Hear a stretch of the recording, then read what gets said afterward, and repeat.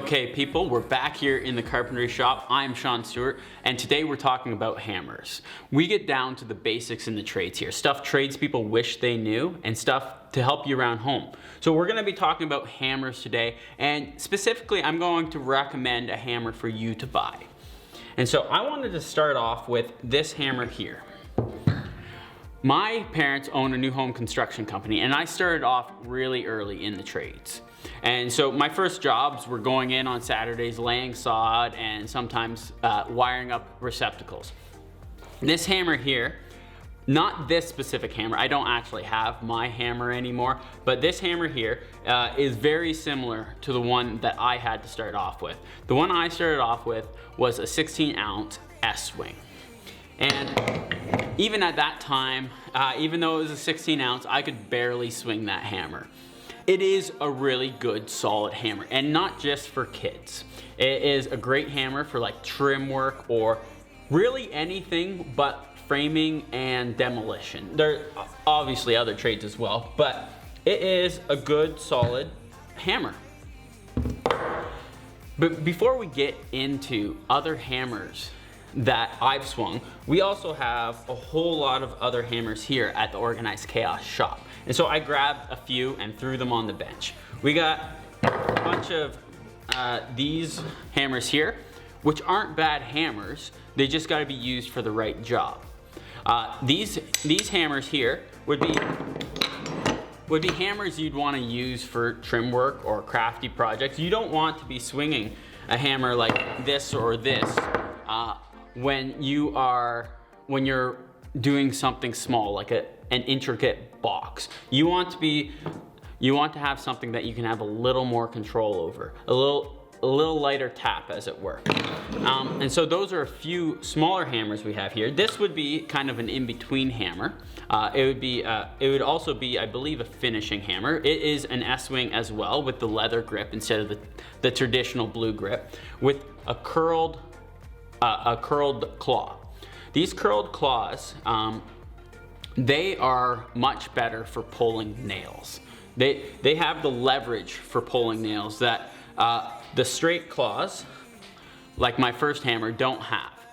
But what they gain in nail pulling, they lose in being able to get between boards and pry between boards and grabbing a hold of stuff and pulling it towards you.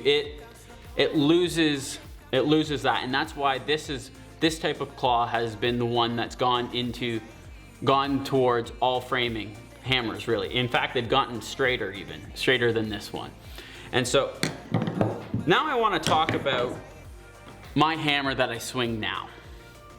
This hammer here, it's a 14-ounce Stiletto, titanium head, wooden handle. And I bought this hammer when I was 19 years old. I was framing in the summer while I was in school for architecture.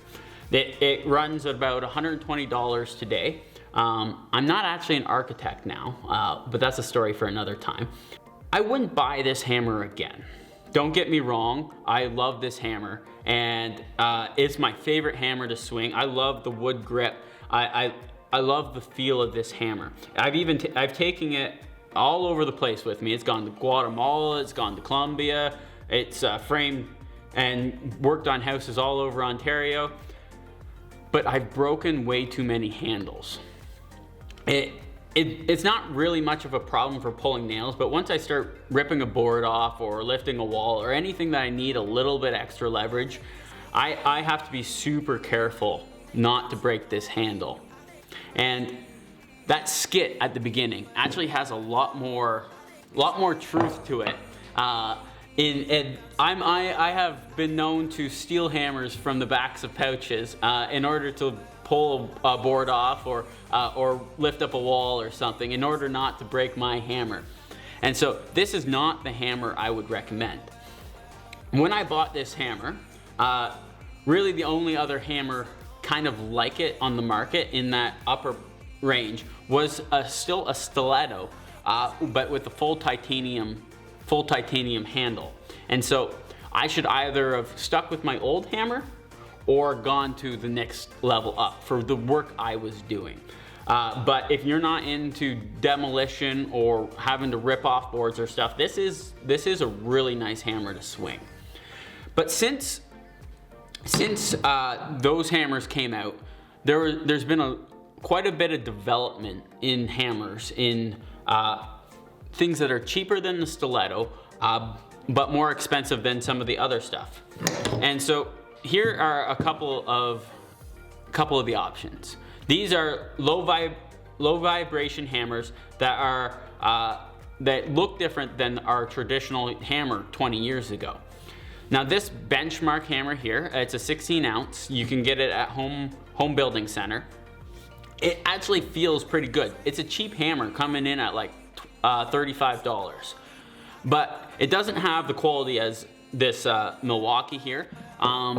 It feels good, it hits good, but I was doing demolition with this hammer one day and I bent one of the claws, and I just bent it back in a vise. And it's not going to last the test of time.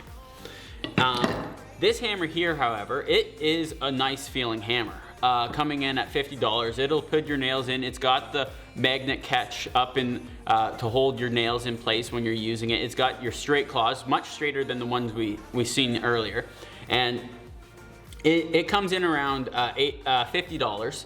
And there's a lot of the hammers that are in the $50 to $90 range that are good solid hammers that are low vibration framing hammers. Now we're gonna get into the hammer I recommend you buy. The hammer I recommend you buy is this 22 ounce Estwing, or Estwing, depending on how you want to say it. This hammer has been around for, I don't know how many years, 50 plus years probably. It is, as some would describe it, as the GOAT. It'll stand the test of time. You could be swinging this same hammer 50 years from now. It's the hammer I was using before I went to the Stiletto and after I moved up from the 16 ounce. These hammers are pretty well indestructible. That said, I have driven over one with a tractor and it went into a pretzel. But besides that, you're not gonna destroy it in your day-to-day use, and it will pull nails perfectly without breaking a handle. You're gonna be able to get a whole lot of force when you're working your pounding a nail or demolition. It's going to do the job for you, and it comes in at $50. The reason why I recommend this hammer is not because it is the best hammer for framing or the best hammer for whatever job. I recommend it because it is a great hammer for everything. You're getting into the trades. If you get this hammer, you won't go wrong. You can be using this hammer for the next either 50 years or 5 years until you figure out where you land. If you end up landing and you've been framing for a few years, maybe you do upgrade to a titanium handled Stiletto, or you upgrade to the newest thing of a Martinez hammer, which are coming in at like $350, the upgrade from the Stiletto. And if you're not going into framing, then you have no use to be buying one of those really expensive hammers. If you're in framing right now and you end up in plumbing, this is going to be a perfect hammer for plumbing. If you end up in electrical, this is going to be a perfect hammer for electrical. You get out of the trades completely, this is going to be a great hammer around your home. It's going to do all your renovations. It's going to do anything you want it to do. And so that is why I recommend the 22 ounce Estwing coming in at $50. And so this is the hammer I swung between, I don't know, when I was like 14 till, well, maybe 15 to 19, let's say. And I wish I stuck with it over buying my Stiletto, or I spent another extra $200 and gone up even further. But that is the hammer of choice that I recommend you buy first. So in closing, if you don't have $50, borrow a hammer from a friend, use what you have until you can save up your first paycheck to get yourself a 22 ounce Estwing. And if you're stopping by for the first time, or if you've been here for a while and haven't already, make sure you hit that subscribe button, and we'll see you back in the shop soon.